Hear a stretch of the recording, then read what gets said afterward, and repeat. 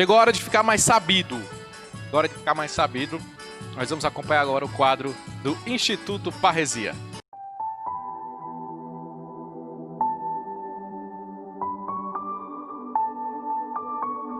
Olá, meus irmãos, Shalom. Aqui é o Padre Jonas Xavier e é uma grande alegria estar aqui no Fazendo Barulho hoje, falando um pouquinho, sabe sobre o quê? Nós vamos falar sobre o Magnificat, aquele hino que se tornou um hino litúrgico, que muitas vezes nós cantamos na liturgia das horas, nas vésperas. Isso é muito próprio do Evangelho de Lucas. O Evangelho de Lucas, ele traz alguns hinos que foram entrando, inclusive, na liturgia das horas. E também, nesse Evangelho, nós encontramos a narrativa da infância de Jesus. E é nessa narrativa da infância de Jesus que nós encontramos um Magnificat, que é um grande louvor da Virgem Maria. Nós vamos falar algumas coisas, alguns pontos. Não dá para destrinchar todos os elementos do Magnificat, mas eu pretendo aqui dar alguns parâmetros iniciais para nós começarmos a meditar depois, em uma segunda oportunidade, sobre o Magnificat. Bem, a primeira questão que se levanta diante do Magnificat é porque nas línguas palestinas não haviam ali no hebraico e no aramaico uma palavra que expressasse gratidão.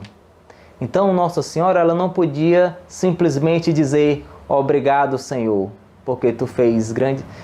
Não dava. Então o que o homem palestino fala? Porque se por um lado não tem essa palavra que descreva isso, existe o sentimento. O homem bíblico ele se sente altamente grato a Deus. Então como é que aquele homem reage diante dessa gratidão de Deus? Diante da gratidão a Deus, o homem bíblico só sabe fazer uma coisa: louvar.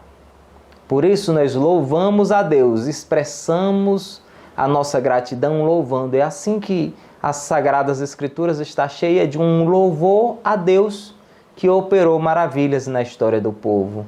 O povo olha para a sua história e vê que Deus o libertou lá no deserto. Então eles fazem o quê? Vamos louvar a Deus. Louvado seja Deus que nos libertou da escravidão, que destruiu o faraó com seus carros e seus cavalos. Nossa Senhora também ela faz o quê? Um louvor de gratidão. Faz um louvor porque o poderoso fez em mim maravilhas e santo é o seu nome. O que ela pode fazer se não tem aquela palavra obrigado? Se não existe aquela gratidão, eu não consigo com palavras expressar a minha gratidão. Nossa Senhora, como todo o povo de Deus, expressa o seu louvor, porque reconhece que o Todo-Poderoso fez nela grandes coisas, fez nela coisas maravilhosas, porque o Todo-Poderoso pegou ela, pobre, pequena, serva, escrava do Senhor, como ela mesma diz diante do anjo que a ela anunciou, e ela eleva, dá a ela dignidade, dá a ela um nome, dá a ela uma autoridade, dá a ela um bendiz. O anjo diz assim: ave cheia de graça. E ela fica extasiada porque ela só sabe fazer uma coisa: louvar ao Deus. Louvar a Deus que é Pai, louvar a Deus que é poderoso. E aí tem uma outra questão que nós entramos, é que Nossa Senhora, na verdade, ela vai expressar no seu Magnificat algo que está em consonância com toda a história do povo de Deus. Diz um dos padres da igreja que se Nossa Senhora, se o anjo tivesse revelado algo a Nossa Senhora diferente do que estava na revelação lá no Antigo Testamento, Nossa Senhora não acreditaria na revelação do anjo. Então, o seu Magnificat vai expressar o quê? Aquilo que Deus já expressou na revelação, que é um Deus todo-poderoso, onipotente, que é um Deus que é Salvador, que veio nos salvar, que é um Deus cujo nome é santo. Então existe toda uma relação do dizer de Nossa Senhora, do louvor de Nossa Senhora com a história do seu povo. Está em continuidade com o Antigo Testamento. Existe aqui uma profunda continuidade, não há separação. Nossa Senhora é, também dizem alguns padres da igreja, a porta para o Novo Testamento. Por quê? Porque justamente ela faz essa passagem do Antigo ao Novo.